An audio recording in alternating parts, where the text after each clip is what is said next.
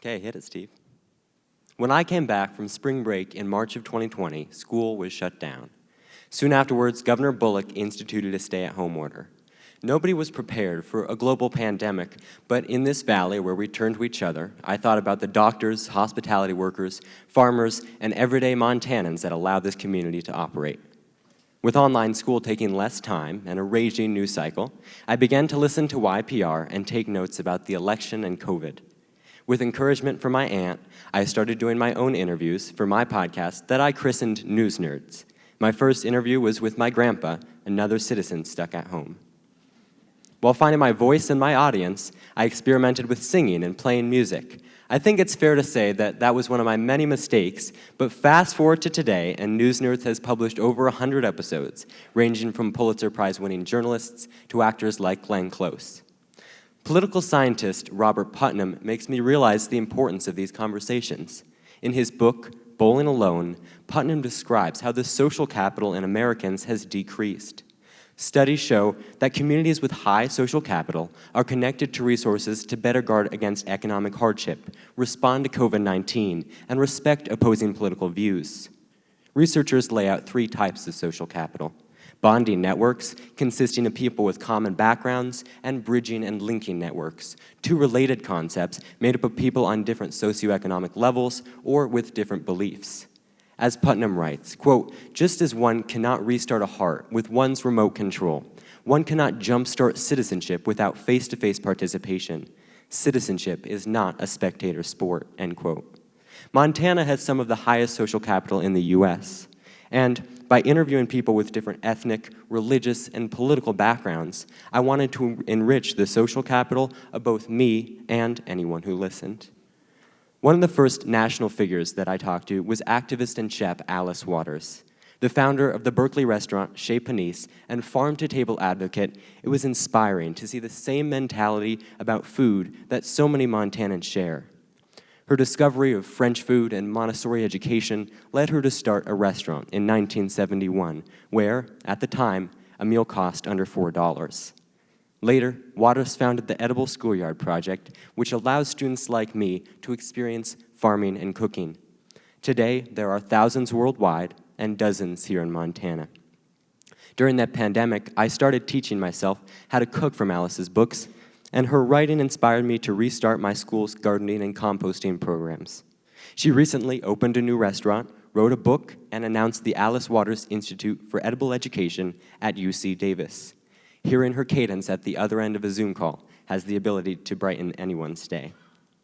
But thousands of miles away from Berkeley, at the start of the war in Ukraine, I started to direct message, email, and WhatsApp any journalist that I could find in Kyiv. One of the first I reached was Mircea Barbu. We texted on WhatsApp and decided to talk in the morning, which is really more like 1 a.m. here in Montana.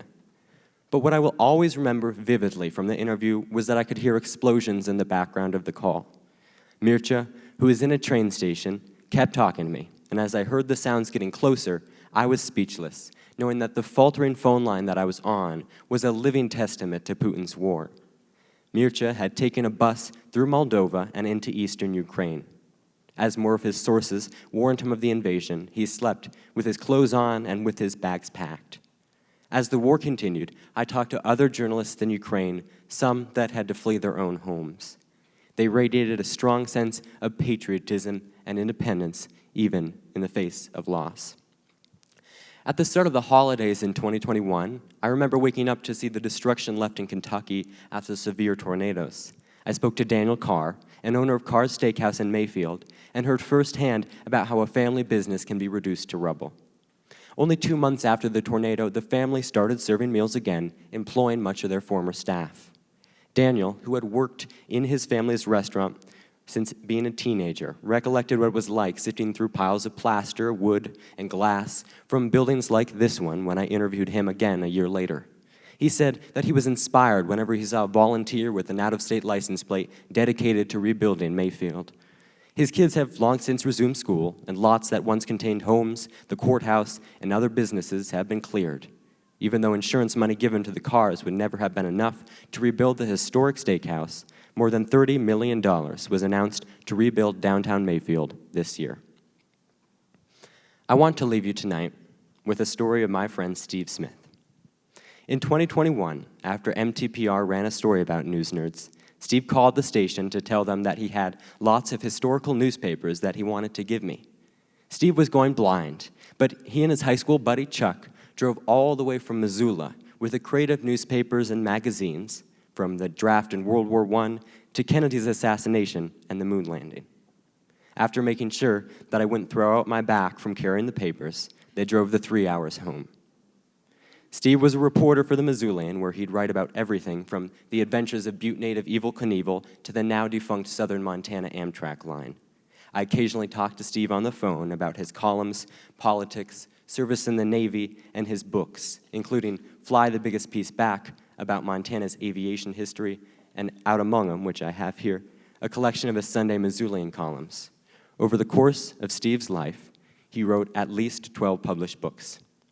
He always maintained that nobody ever finds much news inside of a newsroom.